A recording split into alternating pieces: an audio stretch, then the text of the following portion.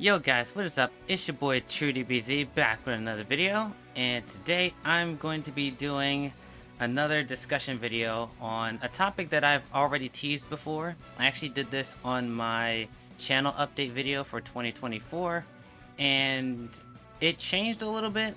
So previously it was going to be about how top tiers affect your mentality and how you perceive the fighting game that you're playing. Well, in the scripting process, it became way too difficult to articulate my thoughts, and it just became a whole mess of things. So I pretty much had to rewrite this video from the ground up again. And so today's topic will be what I love and hate about top tier characters. I figured this is a topic that more people can relate to, and it's more digestible.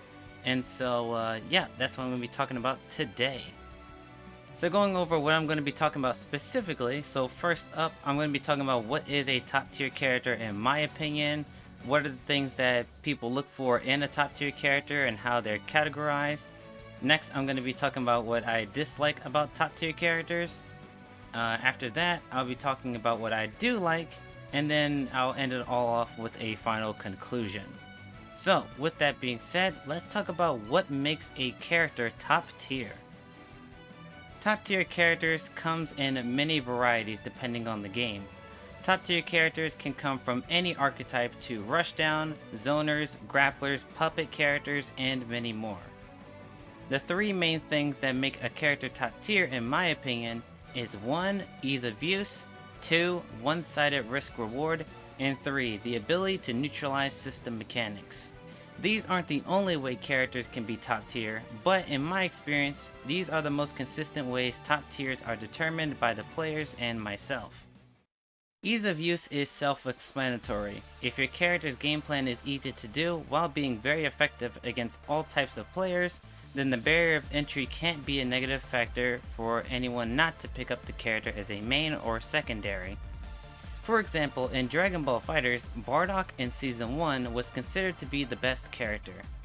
One of the biggest reasons why is because he's very easy to use. He has consistent but unique normals, such as 5LL. At the time he had access to Medium Lariat or 236M plus assist to force 50-50 mix-ups. And most importantly, he can always end a combo with his level 3 no matter the situation. Ease of use is the first thing most players look for in a character. If the character is too hard to play, most players won't commit the time. One-sided risk reward is basically whenever you as the player picks an option on offense or defense, and the option you choose is so skewed in your favor that the opponent can't counterplay at all or needs a very specific technique or character to fight back. As an example, Nier and Granblue Fantasy vs Rising has a reversal that requires both character and system knowledge to have any chance of counterplaying. The move in question is her reversal. The one counterplay I'm most familiar with is baiting the reversal with a normal, spot dodging the follow-up attack, and punishing with an attack. The problem with this is that the most reliable version of her reversal is the heavy version, which is 18 frames on startup and has armor.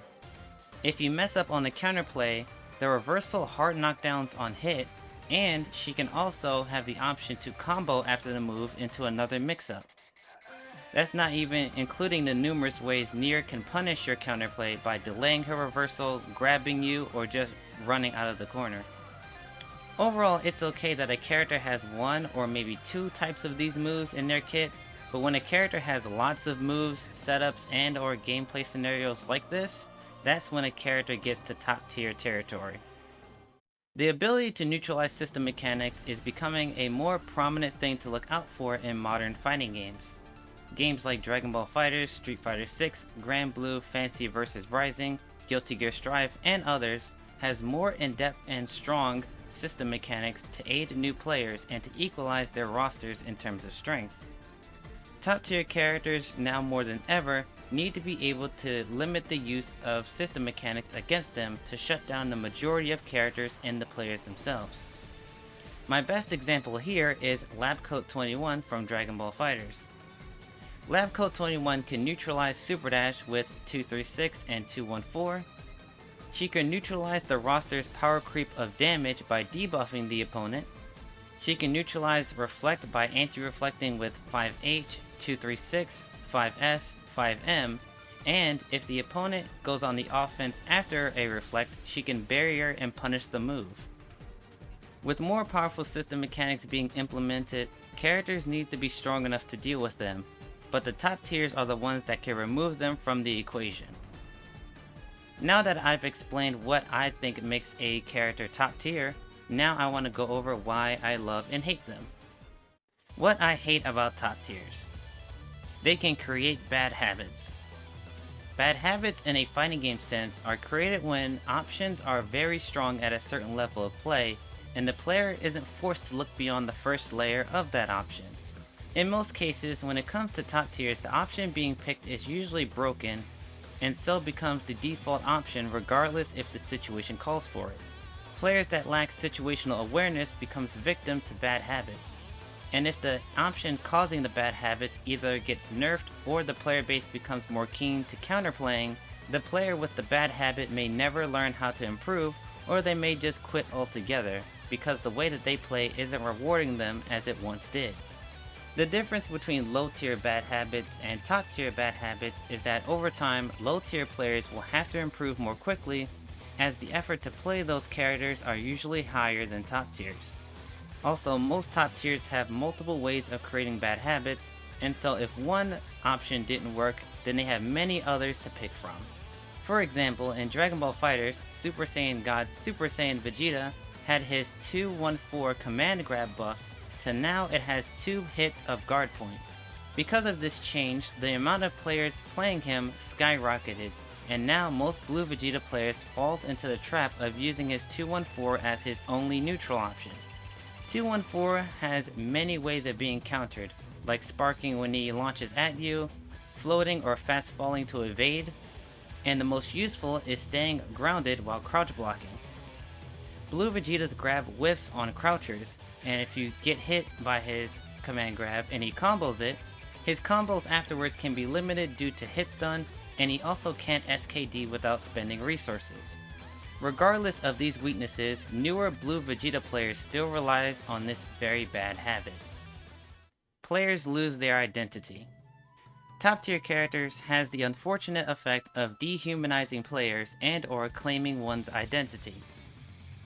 What I mean by this is that if a character is so strong and it becomes very prevalent in both the pro and casual space, then the player base begins to mash all the players together, and is often hated, regardless of the player's skill and knowledge.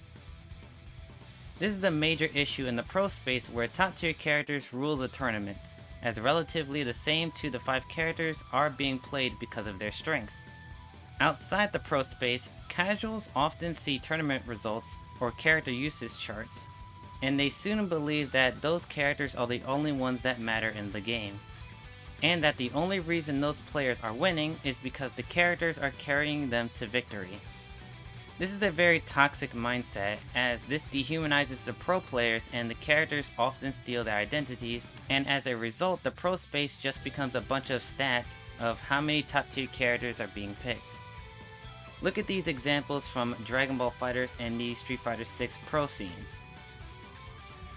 Obviously, the strong characters are placed very high with lots of representees, but when people see these charts, the only thing going through their minds are, these characters are ruining the game, or the game's variety is very low, when what should be talked about is what players are using these characters and what within these characters' pools are players similar and different.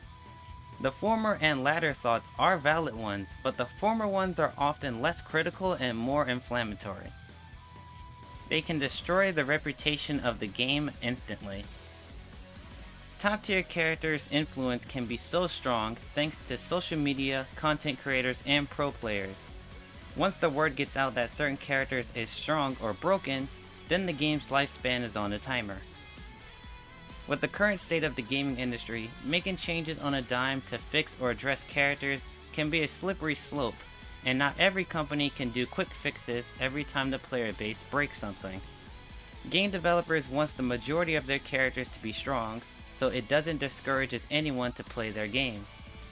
As more of the game is figured out, the reputation of the game can sour, if the developers make the wrong decisions and or not properly balance their game.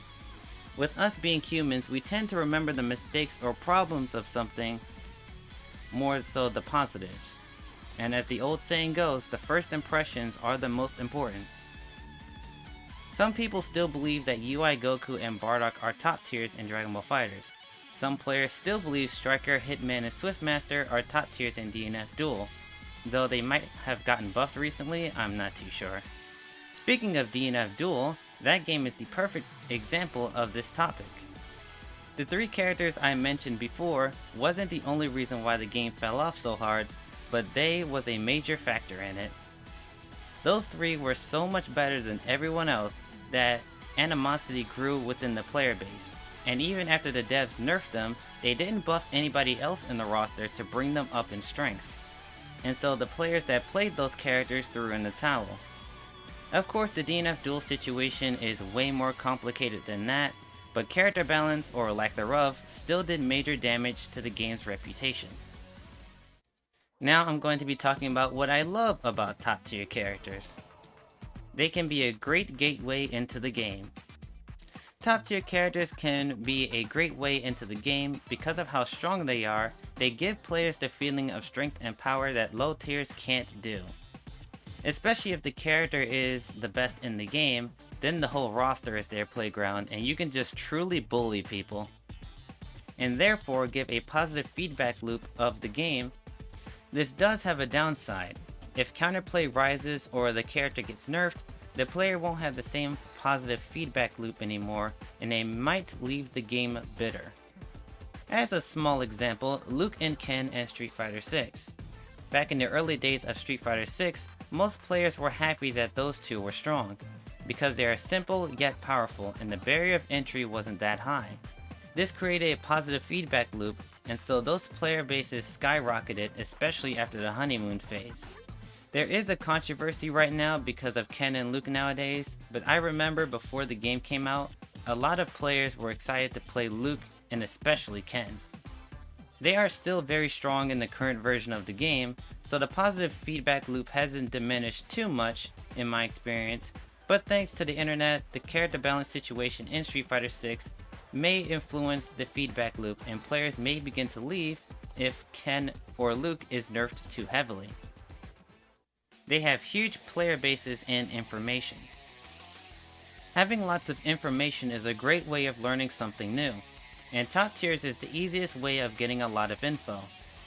Top tiers has the great advantage of having huge player bases for info, such as guides, in-game match replays, tournament results, and of course, live gameplay experience. You can't jump into a fighting game whether it's niche or mainstream, mostly offline or mostly online, and or easy or hard, without running into the top 5 at some point. Regardless if it's a top 5 best individual character or team comp, you will run into meta picks at some point, and the stronger you get, the most often you'll run into them. Regardless of if you're playing top tiers or not, having a vast number of people playing particular characters is a good avenue of obtaining information. If you're playing said characters, then you can use that information to improve your offense in neutral, and if you don't play said characters, then you can use the information to improve your defense and matchup knowledge. Top tier characters always have the most number of players at any given moment, so there's no shortage of information you can study. They can invite different ways of play when they're flexible. This might be a weird segment, so let me explain. In most fighting games, all characters have a dedicated gameplay style or game plan. For example, Frieza in Dragon Ball FighterZ is a long-range zoner with lots of projectiles, Miss Fortune in Skullgirls is a high-mobility mix-up character, and Zato 1 in Guilty Gear Strive is a puppet user that likes to sandwich the opponent mid-screen and perform long pressure sequences in the corner. But when it comes to top tiers, by their very nature of having a strong toolkit, is the inevitability of using said toolkit in ways the devs didn't expect or want to. So when the players experiment and find that a particular move or technique can be used in multiple scenarios, that's when a top tier character is discovered. When it's discovered, that a character's toolkit can be used in a variety of different ways, and they're all equally as strong as each other, the term flexible is the best way to describe it. A flexible top tier is the strongest form a top tier can be, because not only their toolkit can be used in lots of scenarios, but if they're all equally as strong as each other, it means nobody can just get good. At some point you will fall to this character, whether it's one move or technique or another. Some of the best examples of a flexible top tier is Beerus from DragonBall FighterZ, because of his intense orb gameplay, making his neutral and close offense feel like a minefield, and his good defense by having a meterless reversal and having a safe low recovery command grab ultimate. Belia in Granblue Fantasy vs Rising is flexible due to his anti-zoning tools and great frame data, allowing him to do very strong close-up offense. And Soul Bad Guy in Guilty Gear Strive is very flexible for his great defense due to his meterless reversals and some of the fastest buttons in the game, while also having great offense, being able to use all manner of mix-ups, such as strike throw, high-low, and stagger frame traps. This is great for players of those characters, as each player can use their characters in different ways. Like all the characters I said before, they can be played in a multitude of ways. They can be played defensively, punishing bad approaches, offensively, pushing the opponents to the corner, doing a mix of both, or even doing neither and just going buck wild and becoming unpredictable. Flexible top tiers are the strongest form of a fighting game character can be, and it does lead to the positive feedback loop for the player. Though if they're too flexible and good in every scenario, we can end up with a Lab Coat 21 situation and nobody is happy. In conclusion, do I love or hate top tiers? Honestly, it's a game by game thought. I love some top tiers like Go Lewis Dickinson, Krillin, and DJ, while still hating other top tiers like Berserker, Soul Bad Guy, and Peacock. I can't make a blank statement that I love or hate all of them. By the nature of game devs making diverse characters, somebody will be the best regardless of how close the balance is. Top tiers, mid tiers, and low tiers are all characters we will have to deal with, so we might as well get to training because the grind never stops to find the best. I hope you guys enjoyed this video and this particular topic. If you guys enjoyed this, please be sure to hit that like button and subscribe for more discussion videos like this in the future. Also be sure to hit that notification bell, this way you guys know when I upload and you guys will never miss another discussion video. Also be sure to follow me on Twitch if you guys want to see me stream. I stream on both YouTube and Twitch now, so be sure to follow me there if you haven't done so. With that being said, guys, I hope you guys have a wonderful evening, and thank you guys for watching, and I'll see you guys in the next discussion video. Sayonara.